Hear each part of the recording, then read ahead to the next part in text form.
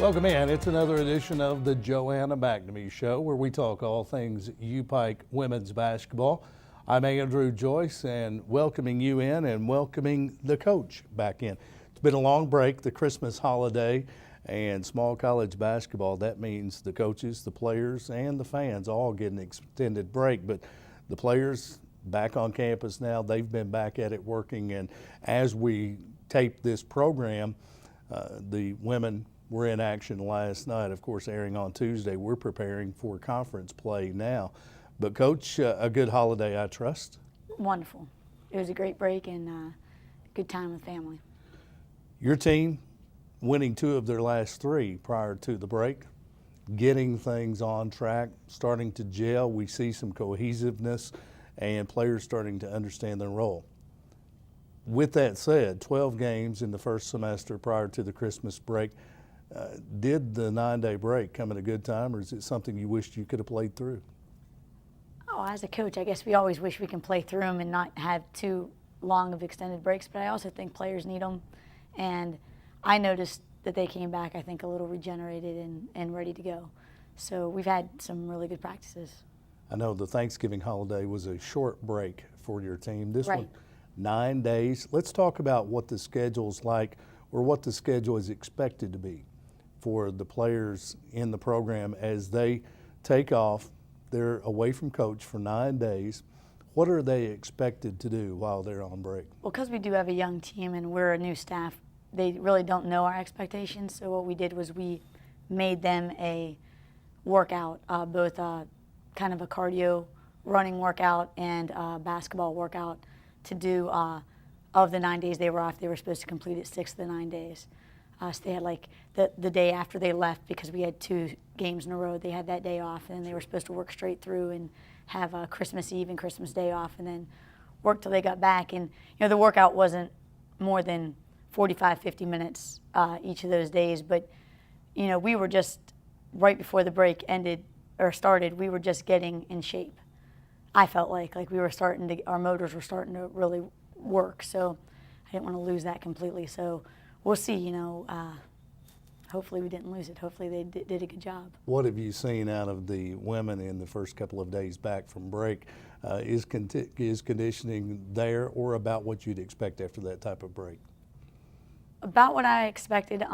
You can tell the players that they were supposed to text me every day when they got their workout completed, and the ones that texted me, they looked great in the practices when we came back, and some of them were,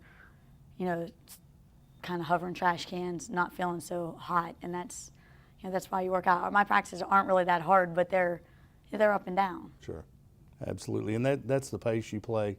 That's the style of play that you like, is getting up and down the court, and players have to be in a certain type of condition. I think we've seen that as we got later in the semester. Your team's starting to get in shape, in-game condition, and we saw early in the season this team lose some games late in the game. Was that because of conditioning? Right. I think it was just because of conditioning and inexperience, both. And, to take nothing away from our opponents, we played some pretty good non-conference games. Sure. So I'm hoping that, our conference, how tough it is. So it'll be, I think it'll be eye-opening for our freshmen to see the competition that we're going to face.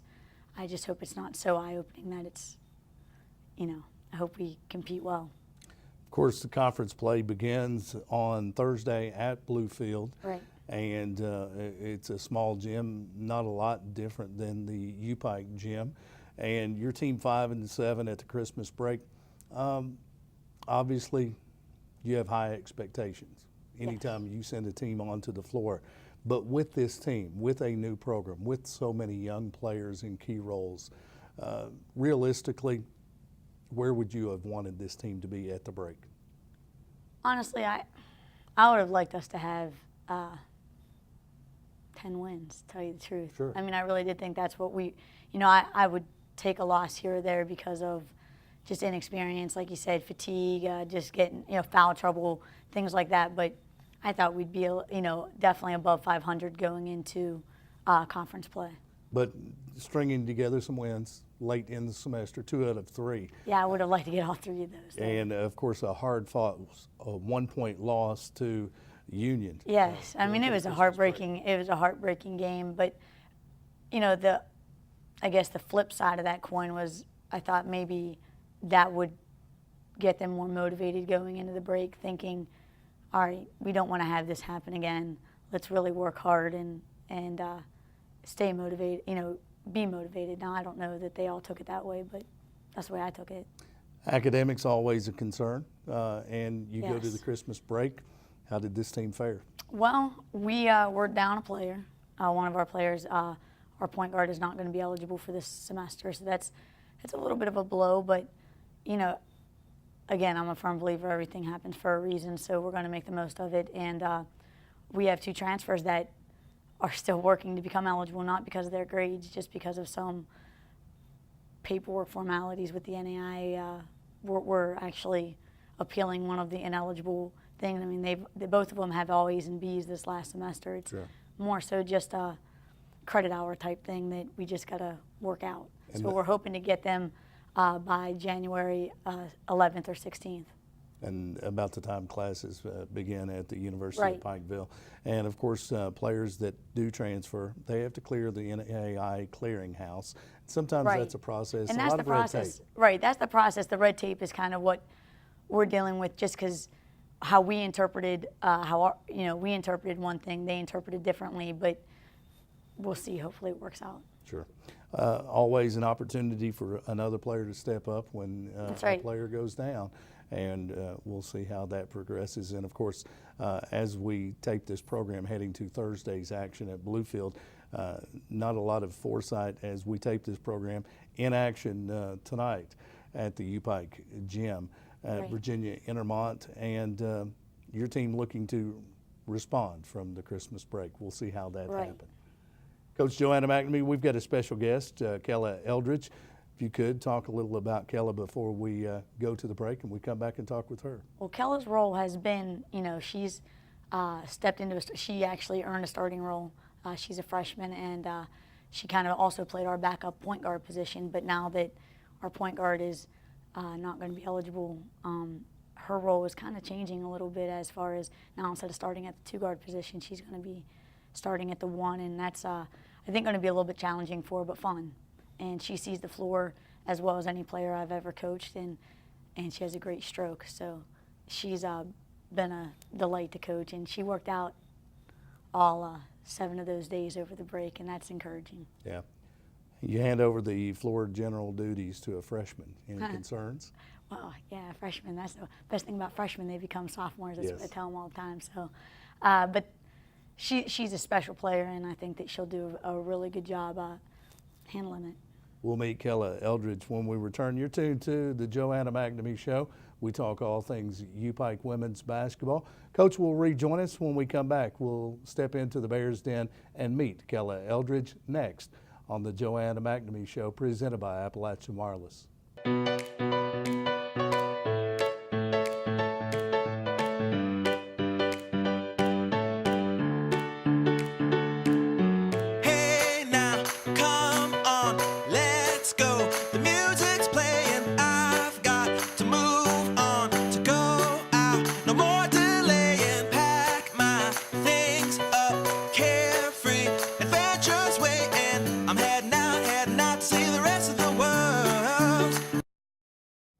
Welcome back in the Joanna McNamee Show, presented by Appalachian Wireless. We talk U-Pike women's basketball and step into the Bears Den now, joined by 5'7" freshman Kella Eldridge.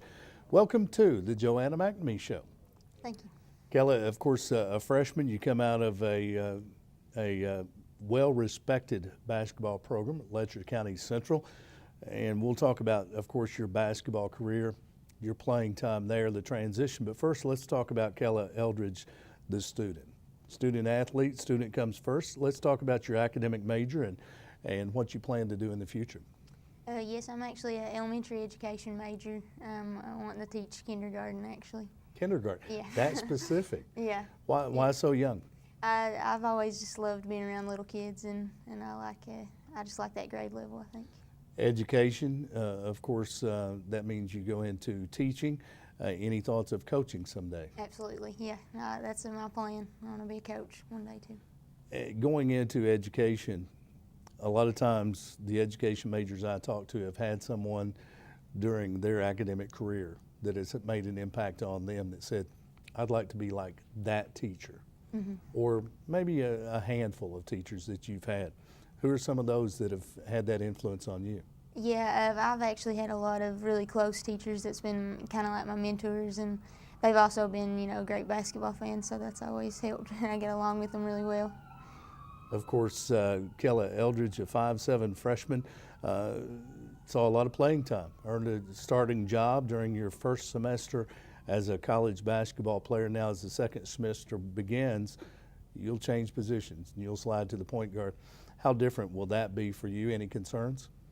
I'm just really working on, trying to adapt to that role as well as I can. And, throughout high school, I was, a point guard most of the time too, as well as a two guard. But I think just trying to be a leader and see the floor well and help everybody else would be a big key.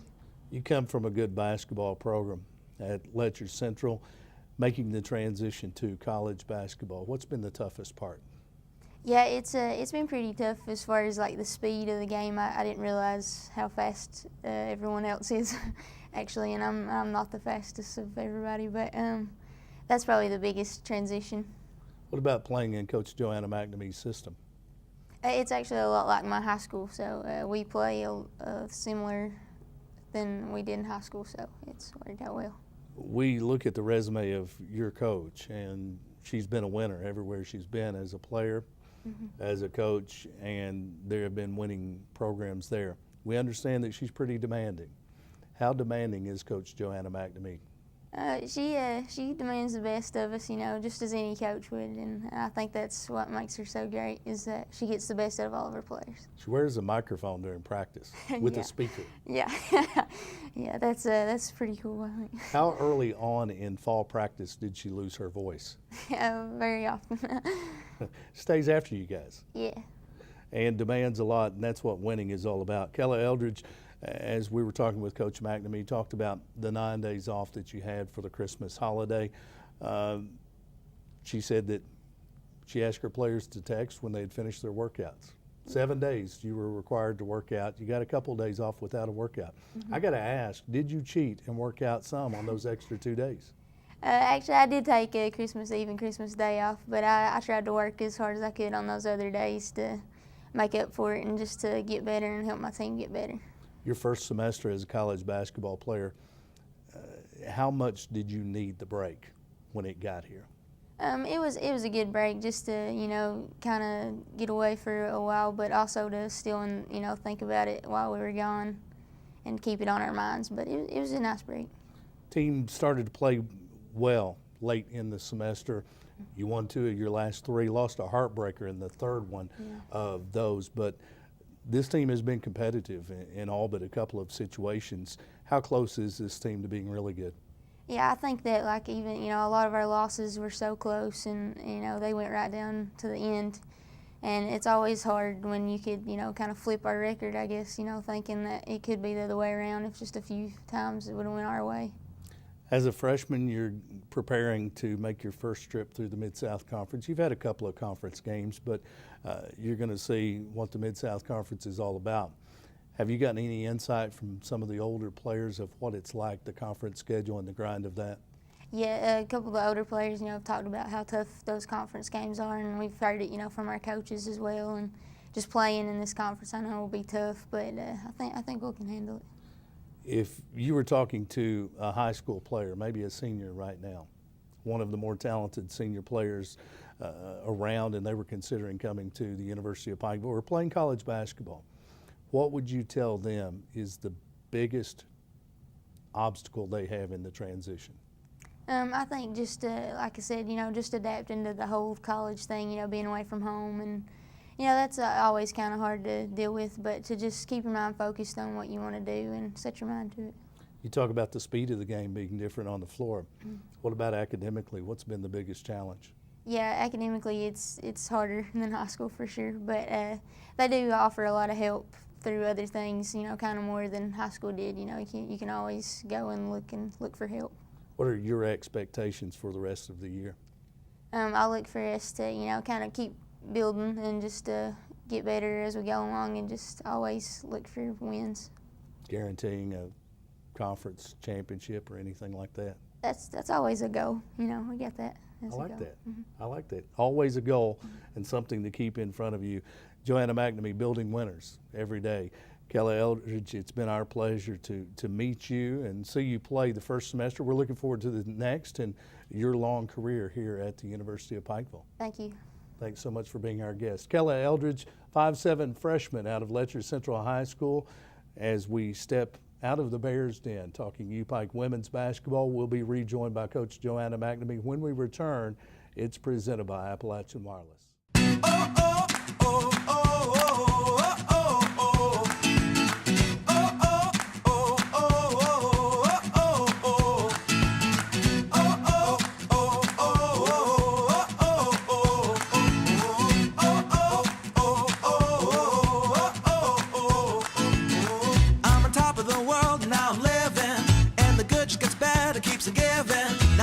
To the end, it's just beginning. Life is getting lighter while the days are getting brighter, yeah. Welcome back in the Joanna McNamee Show, presented by Appalachian Wireless. I'm Andrew Joyce, your host, rejoined by the head coach of the U-Pike women's team, Joanna McNamee. And Coach, I don't know why, but I'm always taken aback when I have a chance to talk to the student athletes involved in any of the athletic programs, so well spoken and seem very focused on what their future plans are. We see them as athletes. We see them on the court. We see them as players, and many we see grow up, local players, and move to the college level. But they truly are our next generation. These are our next teachers of kindergarten students and our next high school and so forth coaches. Kelly Eldridge, again, another quality individual, and I think it's indicative of the quality of athletes that we have at the University of Pikeville. I agree. She's a gem, and that is what I think all the coaches at U-Pike try to bring in are quality kids that you want to win with, that you're proud to have as part of your team. Is it synonymous, winning and quality people? Oh, I think so. Yeah, for sure. And it's I think quality of person makes it that much more fun and exciting, and it's easier for even our fan base to get behind them and really, become part of our program when you're supporting kids that you really, truly love and want to be a part of their lives. Of course, there's a lot of focus at the University of Pikeville on champions of character and the NAI directive there with that program. Tremendous program, but it's something that I've realized in 25 plus years of this is typically when you see a winner on the field, on the court, and in the classroom, they are a quality person. Right. And I think that goes to say is maybe what makes them be a winner is the type of character that they have. And Kelly's certainly a part of that. She's your new point guard. She makes the transition. Not what you had expected heading to the second semester, but the case is there. She seems like a very mature freshman. She is. It's funny, I saw her play in the state tournament last year, and I knew as soon as I saw her and then met her that I needed her. Like, she was just that kid that she's a kid you want to have on your program, you want to win. She's comes every day ready to work, always has a great mentality. Like I said, she wants to be a coach, and she's that type of player. Right. When you coach her, you can tell her mind's always working. She always wants, the critique of how she's doing, and she takes constructive criticism better than any player I've coached. Comes from a winning program, and obviously that's important. I know you did. Right. You got in late last year, got some scouting done at the state tournament. Those were some of your first duties on campus. Right. Was, the girls' state tournament in Bowling Green, but you were able to recruit some players that were in that tournament. How important is finding a player, no matter how talented they are, but how important is it for them to come to a program that's used to winning? It's a lot easier if you can find a high school or junior college or even transfer that has come from programs that have won, and they understand how intricate their role is in helping a team win. Sometimes when you bring a player from a losing program in, they don't know how to make their team win because they haven't done it yet. So then that's really hard to teach. But if you have a player that already expects to win, feels like their role on the team makes a difference and they're part of why their team wins, that's the kind of player you want. Can making a winner, is that something that can be taught? I hope. I hope. You've got a lot of winners already. We do. We're going to turn it around. 5-7 as we tape, of course, in action as this broadcast is being seen in action against Virginia Intermont, but now heading to the Mid-South Conference, the brunt of the Mid-South Conference schedule, a couple of games under your belt, but on the road at Bluefield. What have you done as a coach to prepare for the grind of the Mid-South Conference schedule? Well, it's right now we've tried to prepare. I feel like every day defensively, just getting us prepared for what we're going to see. And then just with the scouting and things like that, my assistant coaches know which games are theirs, but of course I watch all the game film as well. And, Sure. and just, really mentally prepare our team for what they're going to see so there's no surprises on the floor, so they'll know what the team is going to run, what defense we're going to see, what offense we're going to see. But more so on our end, I think the most important thing I need to try to get our team to have is confidence right now. Sure. Going to these games not thinking like, oh, this is a Mid-South game, I don't know how we're going to do, but going in saying, hey, this is our first Mid-South game, we're going to win this. And I need that mentality, and that's what we're trying to get. Typically, the Mid-South Conference schedule, Thursday, Saturday. Is Right. it good to be able to fall into a routine with that schedule to develop that? Yeah, I think so. I think that's like how I was surprised that that's the way our conference did it, because that's more of like how big time programs do it, because a lot of times you travel through the weekend and you're on the road, and that's the way we do it. And I think it helps them to be able to stay focused on the basketball end of things. So I think it can be good. I think sometimes it's going to be hard academically for them, because they really do have to prepare ahead of time with their teachers and with their professors for when they're going to miss. If we're on the road Thursday through Saturday, Sure. they have to do some preparing and planning. But that's good for them too, because that's the way life is. Right. You get a little bit of a break. You start the conference schedule with a Thursday road game at Bluefield, Right. and then And a a full break. week off before a Right. couple of home games. Right, and I think that'll be good to get that first game in and then have a little bit of a break for us since we're young, and me even since I'm new to the conference too. It'll give me a little bit longer to prepare for that next Thursday, Saturday game. You're new to the conference. You're new to the officials as well. Right. How's that adjustment been? It's going. I mean, it's different. It's definitely different, but I think everybody would have their complaints and gripes, but I think all in all the officials seem like very nice people. You just haven't agreed with all the calls just yet. Right. Coach Joanna McNamee, head coach of the U-Pike women, 5-7 as we tape, heading to Bluefield on Thursday, and of course you'll be able to follow it all on piketv.com. Coach, best of luck this second semester and in particular against Bluefield Thursday. Thank you. Coach Joanna McNamee, head coach of the U-Pike women. Thanks to Coach McNamee and Kella Eldridge, our guest in the Bears Den. You've been tuned to the Joanna McNamee Show, presented by Appalachian Wireless.